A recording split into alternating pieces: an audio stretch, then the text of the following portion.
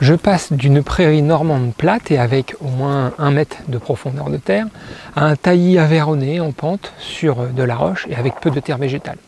La transition n'est pas simple. C'est une expérience complexe, mais bien plus riche et plus intéressante que la facilité du sol normand. Comment cultiver sur de la roche et avec de la pente? C'est un peu le défi de notre nouveau terrain. Dans le cas qui nous concerne, ce terrain en pente de 3500 m², autrefois cultivé, a été livré à lui-même durant de nombreuses années. Pourtant, les vestiges des cultures d'autrefois sont encore bien présents, et c'est ce qui nous a séduit en visitant ce terrain pour la première fois. Il y a déjà une belle production de kiwis, de prunes en tout genre, d'abricots, de figues, de raisins, de pommes et de poires. Mais la nature n'aime pas le vide, elle a donc fait son œuvre et la forêt a peu à peu repris sa place en absorbant les arbres fruitiers qui avaient été plantés bien avant notre arrivée. Les plantes spontanées qui ont commencé à envahir le terrain sont de nature plus dominante que les fruitiers plantés par l'homme et peu à peu la végétation spontanée a étouffé la végétation cultivée. Regardez ce poirier, on a coupé tous les frênes qui poussaient autour. Seulement aujourd'hui, ce poirier ne représente plus vraiment une production intéressante, car il a dû se développer tout en hauteur pour chercher la lumière. Du coup, les poires ne sont plus accessibles et quand elles tombent, elles s'abîment à cause du choc. Cet hiver, on va devoir le raccourcir pour qu'il retrouve un port plus intéressant pour nous. Concernant la situation plus globale du terrain, on est situé sur une pente exposée à plein sud au-dessus d'une grande forêt. On est juste quelques mètres en dessous du sommet de la colline et on profite d'un microclimat assez favorable. Seulement cette situation avantageuse a aussi des inconvénients. Ces inconvénients se résument plus simplement en un mot, les pentes. Les pentes génèrent des difficultés plus ou moins grandes pour la culture en général. Elles favorisent l'érosion du sol et contribuent à la perte de la fertilité. Les pentes rendent les accès plus difficiles, elles ne retiennent pas l'eau, elles rendent le travail aussi plus laborieux. Malgré ce contexte peu cultivable pour nous, êtres humains, on peut constater que la nature sait très bien produire, et même beaucoup, sur du caillou et dans les pentes. Les frênes, et les chênes et les pruniers sauvages se plaisent très bien dans ce contexte. Seulement, il faut bien admettre qu'il sera difficile de se rapprocher d'une certaine forme d'autonomie avec ce que nous propose naturellement le terrain. Pour rendre notre contexte plus cultivable et rendre possible la croissance de nos plantes fragiles et dégénérées, j'exagère un petit peu, parce qu'on est quand même bien content de manger des racines tendres et sucrées, comme les carottes, plutôt que d'essayer de mâchonner les racines ligneuses et amères de la version sauvage.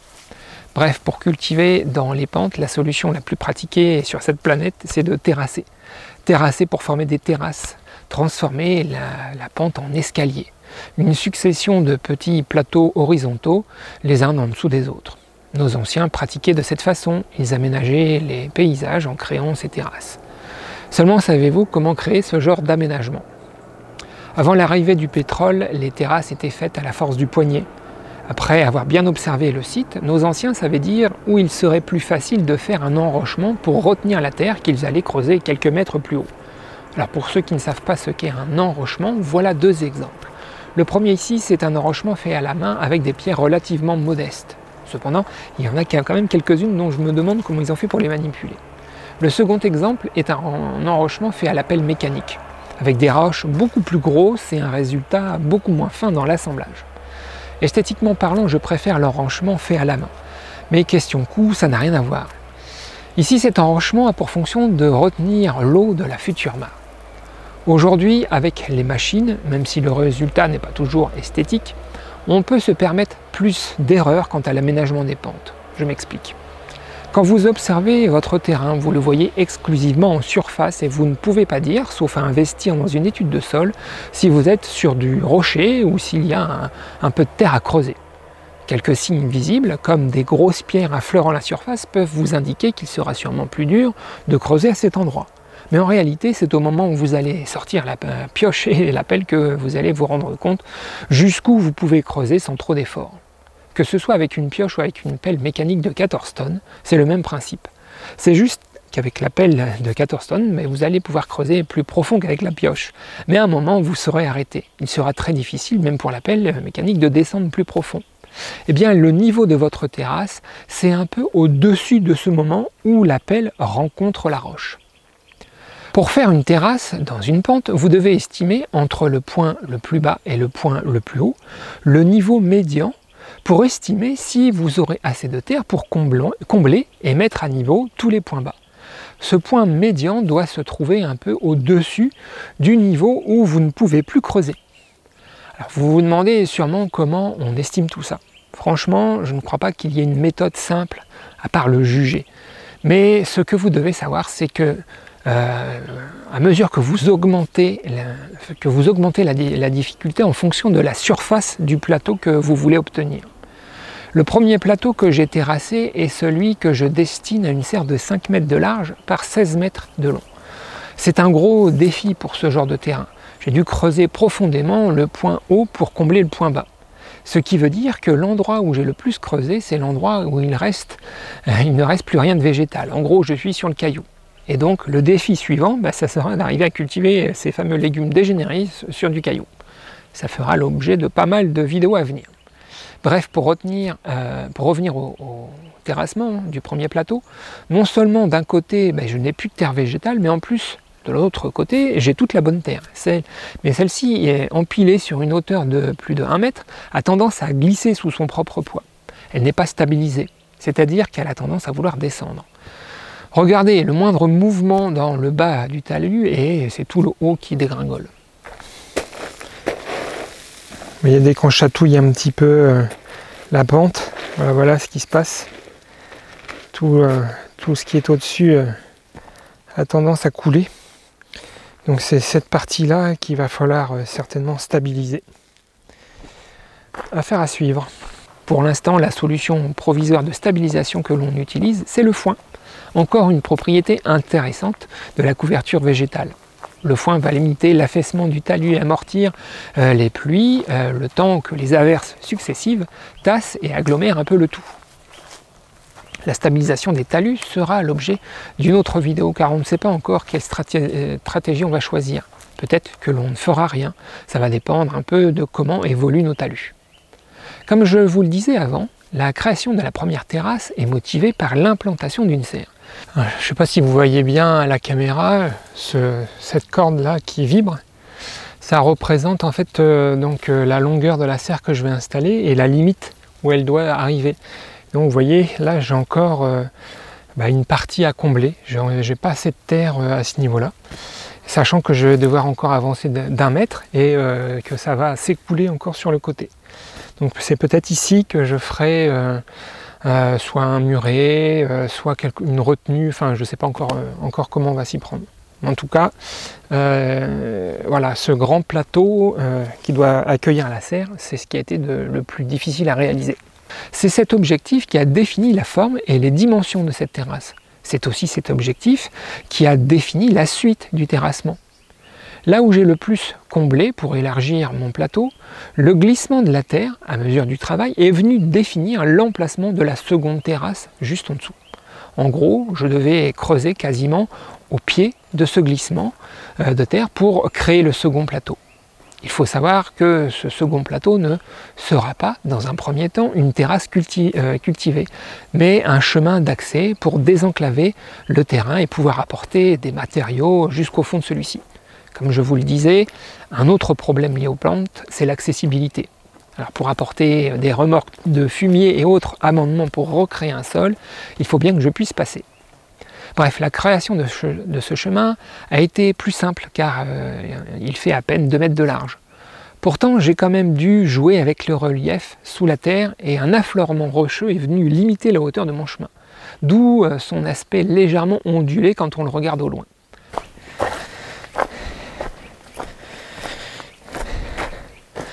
Alors vous voyez ici, je me trouve juste au-dessus de l'affleurement rocheux. Donc au loin, vous pouvez voir, ça fait une légère bosse que j'aurais aimé creuser un petit peu plus. Mais en fait là, je ne pouvais pas, il y a la roche qui est juste là-dessous.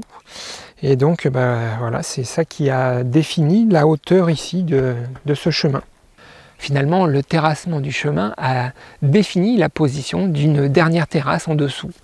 Cette dernière terrasse a été mise en forme un peu différemment, étant donné que j'ai commencé par gratter toute la terre végétale de la pente sous le chemin pour l'accumuler dans le bas. En gros, j'ai essayé de créer un contexte de sol beaucoup plus fertile sur cette dernière terrasse. Dans un contexte sans autre objectif que de faire des terrasses cultivables, c'est-à-dire sans avoir de surface imposée et sans avoir de fonction imposée comme un chemin. J'aurais procédé différemment. Dans un premier temps, j'aurais gratté toute la terre végétale de la surface à terrasser. Je l'aurais stocké en tas dans la position la plus haute du terrain. Ensuite, j'aurais terrassé les différents plateaux en me laissant guider par les affleurements rocheux. Ce qui veut dire que dans ma situation, j'aurais fait des plateaux moins grands mais plus nombreux. Et contrairement à ce que j'ai fait ici, j'aurais commencé par le bas et créé les terrasses en remontant pour finalement faire redescendre la terre végétale mise en stock sur les différents plateaux. Faire des terrasses dans une pente, c'est un gros travail, mais pourquoi se donner autant de mal? Avec un peu de patience, on y arrive. En créant des plateaux horizontaux, on peut ralentir l'écoulement de l'eau et ainsi éviter que les particules fines de sol ne soient lessivées. Les terrasses permettent aussi d'augmenter l'épaisseur de terre cultivable, certes pas de façon homogène puisque la profondeur de bonne terre sera principalement au niveau de la retenue, c'est-à-dire là où vous comblez les trous. C'est à mesure que l'on se rapproche, et à mesure que l'on se rapproche du niveau supérieur, l'épaisseur de bonne terre diminue. Travailler sur un sol horizontal est quand même bien plus pratique et moins fatigant que de se déplacer dans une pente. Et après une journée de travail, quand la fatigue se fait sentir, ça peut même devenir dangereux que de travailler dans des pentes. Bref, pour faire ce gros travail, j'ai loué une mini-pelle de 2 tonnes et le chantier m'a pris 3 jours, sachant que j'ai aussi fait une terrasse dans la partie boisée du terrain. Chez moi, la mini-pelle est louée 150 € hors taxe la journée, ce qui finalement ne revient pas si cher pour faire un travail aussi important. Terrasser son terrain soi-même n'est pas assez difficile car l'utilisation d'une mini-pelle est assez intuitif et on finit vite par la prendre en main. J'ouvre une petite parenthèse au sujet donc, des roches, de la roche, cette roche là que vous m'avez vu retirer de la pente. C'est un coup de bol que j'ai réussi à sortir ça parce que cette roche n'est pas du tout en rapport avec le poids de la mini-pelle que j'ai louée. J'ai loué une mini-pelle qui fait 2 tonnes. Et ce genre d'engin n'est pas capable de sortir des pareilles roches. C'est vraiment un coup de chance, c'est parce qu'elle était bien placée, on va dire. Il ne faut pas vous attendre à sortir ce genre de roche avec une mini-pelle de 2 tonnes. Il faut vous attendre plutôt à des pierres voilà, de ce gabarit-là, là derrière. Là, c'est plus en rapport. Donc si jamais vous avez des gros rochers sur votre terrain, il faut dimensionner la taille de la pelle mécanique en fonction des rochers. Je ne vais pas trop m'étendre sur le côté éthique de ce genre de pratique. Je sais déjà que certains de mes abonnés sont contre l'utilisation de ce genre d'engin qui brûle du pétrole. Pour moi, le pétrole devrait être réservé à ce genre de travaux, car je ne suis pas sûr que nous soyons encore nombreux à voir la constitution de nos aïeux qui faisaient tout ça à la main. Déjà rien que de passer le croc et le râteau pour affiner le travail de la mini-pelle représente un chantier assez physique. Alors imaginez faire ces terrasses à la main, franchement moi je m'en sens pas capable. Voilà, j'espère que j'ai pu vous éclairer sur le terrassement. Et si c'est le cas, merci de me lâcher un petit pouce et pourquoi pas un tip pour soutenir ma chaîne. À bientôt!